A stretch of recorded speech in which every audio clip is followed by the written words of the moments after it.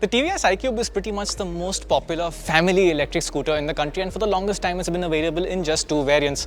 There are 2 scooters behind us right now, but as you can see, there are now actually 5 variants. We're going to walk you through what variants are now available with the iQube and what is different between each of them.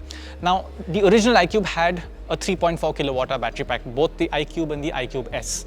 That is still available in 3.4 and 3.4 kilowatt. It is now called the iQube S, the iQube ST and the iQube. But there's also 2 new battery sizes. This one has a really small battery. It's a 2.2 kilowatt hour battery pack, and this is the long promised iQube ST with a 5.1 kilowatt hour battery pack. Come on up and let's take a look at what is different between the S and the ST, or the standard, this is not in the S, the base iQube. This is now the most affordable iQube in the range. As you can see, it costs 95,000 rupees in Maharashtra, 85,000 rupees in Delhi if you consider the Delhi subsidy. So this is really well priced.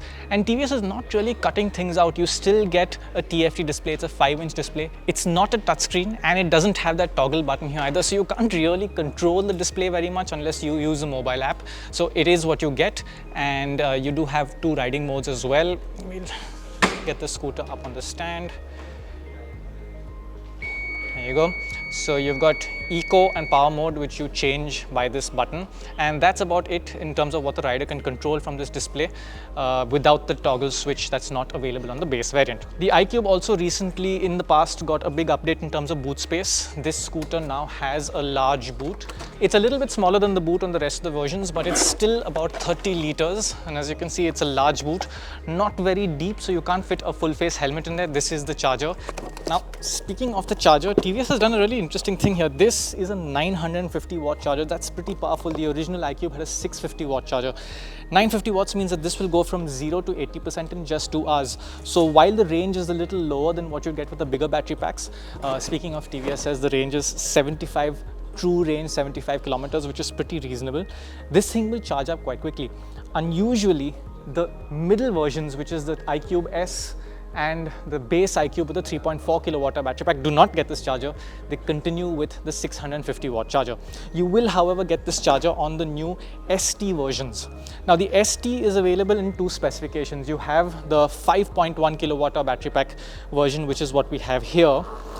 It's basically 3 battery packs that are horizontally installed, and that is why this boot looks a little different. Now, if you look in here, you'll see that this boot is a little flatter than the other boot. It's 32 liters, also not deep enough to hold a full premium full face helmet, but it's a large boot. It has a USB port in here. That one also has a USB port, which is a nice feature.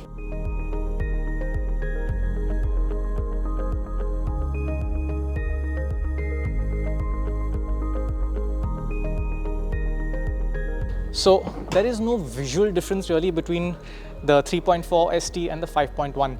On the street, nobody will really know which one you're riding. The colors on both variants are also the same. What do you get on the ST though? You get a larger 7-inch TFT, which is now touchscreen compatible. And as you can see out here, there's that toggle switch that I was talking about, which allows you to control the TFT. You can either use touch inputs on the screen like so, or you can use the toggle from here.